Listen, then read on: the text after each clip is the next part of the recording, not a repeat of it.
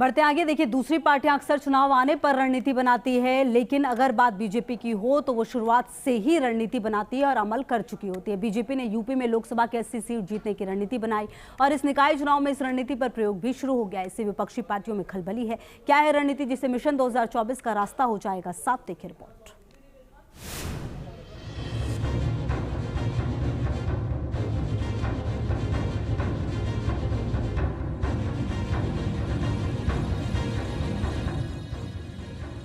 CM योगी का master stroke, vote bank politics पर चोट। यूपी में मिशन 2024 पर ध्यान। 2023 में प्लान पसमंदा भाईजान।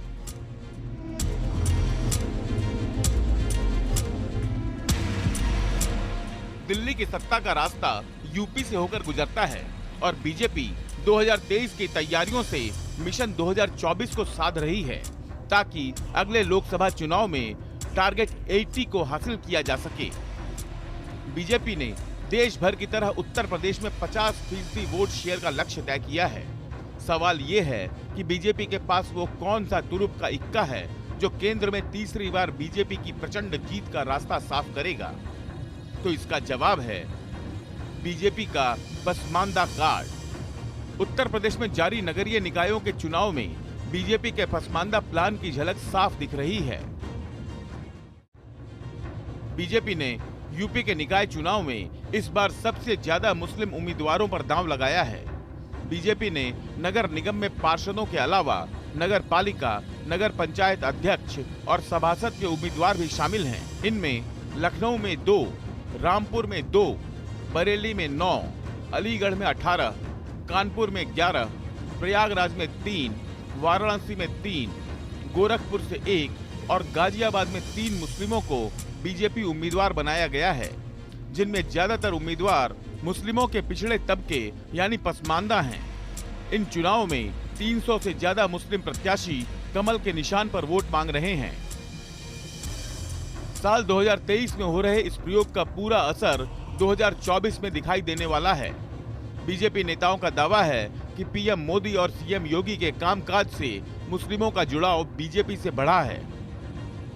बड़ी तादाद के अंदर अल्पसंख्यक समाज मोदी जी और योगी जी की नीतियों से प्रभावित होकर इस बार भाजपा को वोट करेगा और ये तय है आने वाले समय में भारतीय जनता पार्टी की सरकारों में जात पात मजहब की राजनीति करने वाले दल बेरोजगार होंगे, हाशिए पर होंगे। उत्तर प्रदेश में 18% आबादी मुस्लिम है। इनमें से 85% मुसलमान पसमानदा समाज के हैं। पसमानदा मुस्लिम समाज का वो हिस्सा है जो गरीब और बैकवर्ड है। इन पर बीजेपी लगातार मेहनत कर रही है। दरअसल उत्तर प्रदेश के 80 लोकसभा क्षेत्रों में 1,70,000 से ज्यादा बूथ हैं। बीजेपी के संगठनात्मक सर्वे में जाहिर हुआ था कि 22,000 बूथ पर उसकी स्थिति कमजोर है। पीएम मोदी ने हैदराबाद की बैठक में पसमानदा मुसलमानों को बीजेपी से जोड़ने का मंत्र दिया था, जिसके बाद पसमानदा सम्मेलन, एक देश एक डीएनए, उर्दू में मन की बात और सबका साथ वाले मंचों से बीजेपी मुसलमानों के बीच अपनी पैठ बना रही है। पसमानदा समाज से जुड़े नेताओं को कमल निशान थमाकर बीजेपी ने इसे और रफ्तार दी है।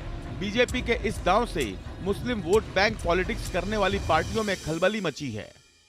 भारतीय जनता पार्टी आज मुद्दों से भागना चाहती है। वो बेरोजगारी, महंगाई पे जवाब नहीं देना चाहती है। वो नगर निगमों में जो भ्रष्टाचार है उस पे जवाब नहीं देना चाहती है। वो समझती है कि केवल टिकट दे देने से, केवल कव्वाली गा लेने से उनको अल्पसंख्यक का वोट मिल जाएगा, किसान मजदूर का वोट मिल जाएगा। हम समझते उत्तर प्रदेश की जनता वो बहुत समझदार है। भारतीय जनता पार्टी को इस निकाय चुनाव में समाजवादी पार्टी हराने का काम करेगी।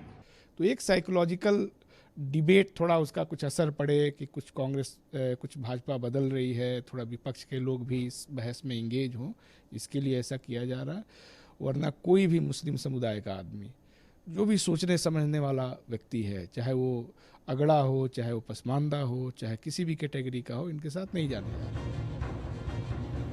यूं तो निकाय चुनाव लोकल इश्यू पर होते हैं, मगर निकाय चुनाव इस बार 2024 से पहले वो नेट प्रैक्टिस है जो वाकई 2024 की पहली हवा का इशारा देगा।